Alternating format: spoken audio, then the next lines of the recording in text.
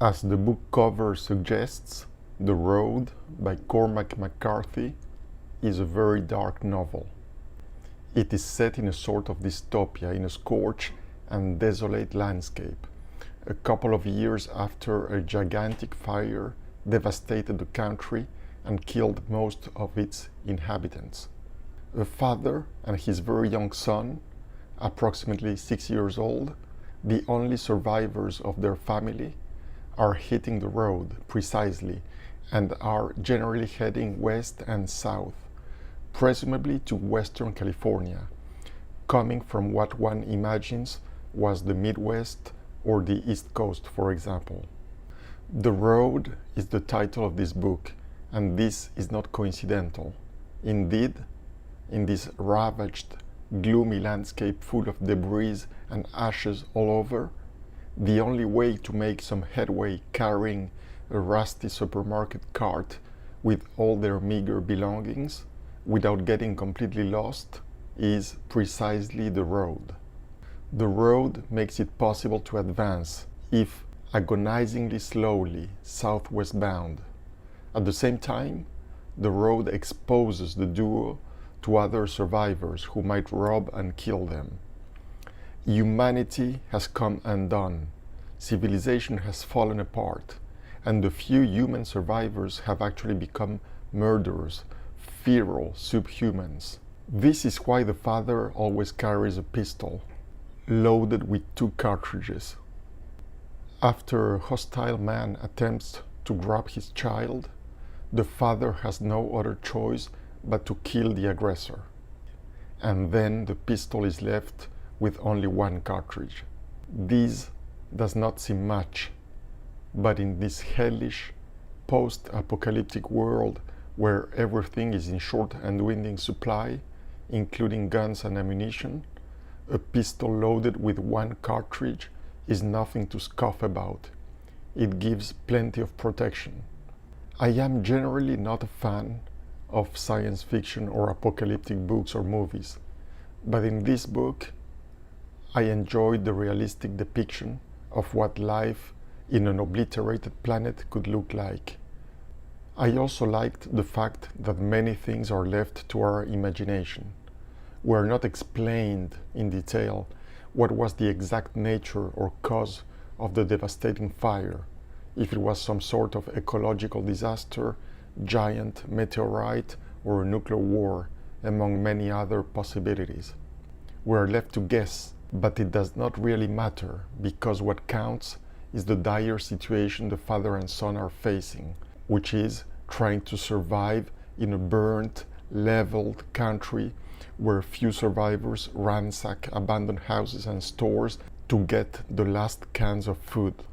We don't know the exact locations of the father and son. This gives an extra dose of realism because they do not know their exact location themselves, as the father tries his best to guess their whereabouts thanks to keen observation and old paper maps. We do not even know their names for that matter, perhaps to reflect the increasing depersonalization of each individual amidst this cataclysm where past life, as well as society as a whole, are fading away. In the narration, the father is mostly referred to as the man. Names are no longer relevant in this hellish new reality where society and former individual identities are but a distant souvenir. The whole country is covered in ashes. The air is gray, heavy with ashes and probably toxic particles, so it never gets sunny. It is always gloomy, somber, and sinister. Because of the son's young age, he didn't have a chance to know the world his father lived into up to the disaster. The father at times wants to tell his child how the world was before the catastrophic fire, but at other times he thinks this would serve no purpose because anyway they are both probably doomed. They will never live in a normal world again. Moreover, the boy cannot grasp tales of a world he never had a chance to experience, because he was too young to have any meaningful memories of life before the cataclysm. Such is the case when the father tells his son that they might be a couple 100 miles from the coast as the crow flies. The son cannot comprehend this expression because he never heard it, but most importantly, because he probably does not even know what a crow is. The father realizes that language is disappearing as well, as words lose their meaning, representing things that vanished, except in the frazzled memories of the few remaining adults.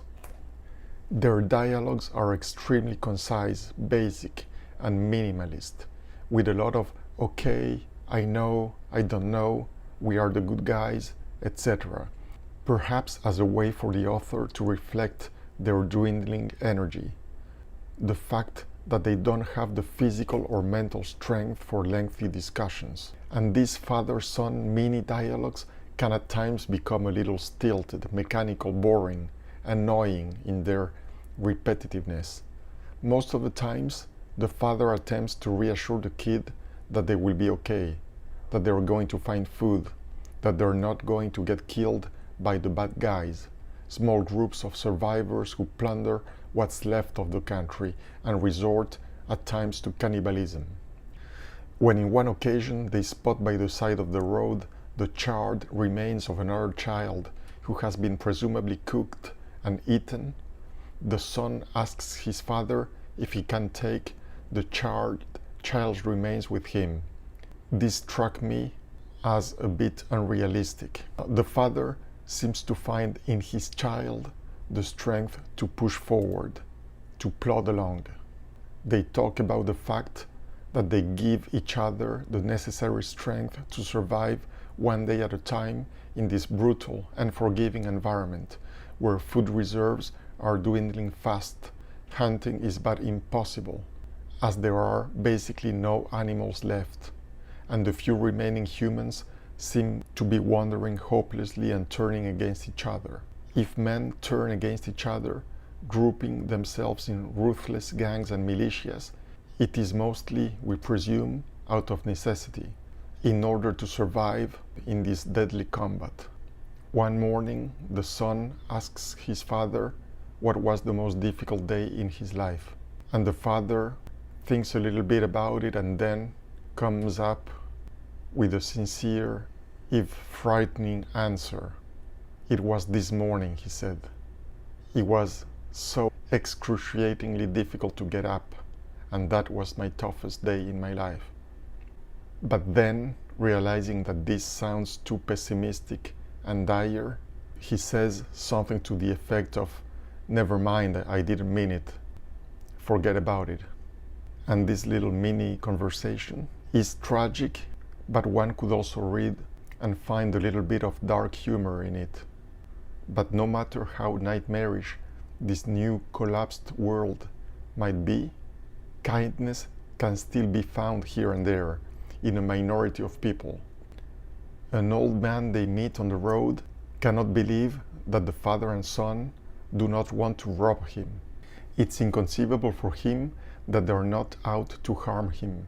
It takes a lot of talking to make him realize they are just good Samaritans inquiring about his well-being. All this dreary reality starts taking a toll on the father and son. The latter becomes unhealthily skinny. The former starts having more and more frequent coughing fits, where he also coughs blood.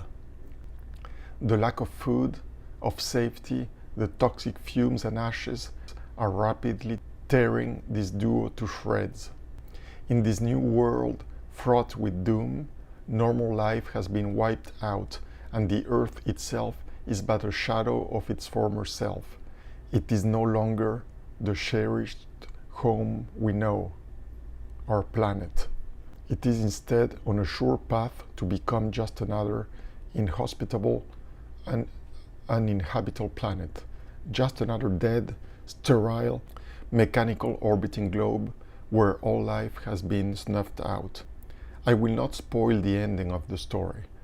To the extent the framework of this story allowed for it, there is in the end some sort of happy ending, albeit temporary. This made me reflect about the necessity authors feel to finish on a feel-good note? Is it to render the product more commercial, or to render it more palatable for the larger public, including kids, with a view to a movie adaptation? In my humble opinion, there was no need for a happy and somewhat unrealistic ending, which feels as some sort of hand-holding, babysitting for a public that would be unfit to handle a dreadful but more realistic story ending. Having said that, I still liked the book a lot, especially for its prowess in imagining what a realistic disintegration of civilization could look like. In my view, regardless of the way the story ends, there is possibly a latent, uplifting message in this fiction book.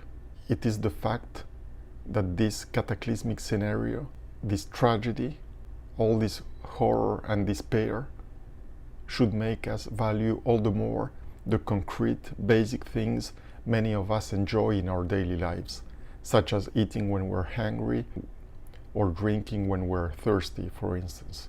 Perhaps another positive and uplifting underlying message is that we should treasure, cherish, and protect much more our wonderful blue planet.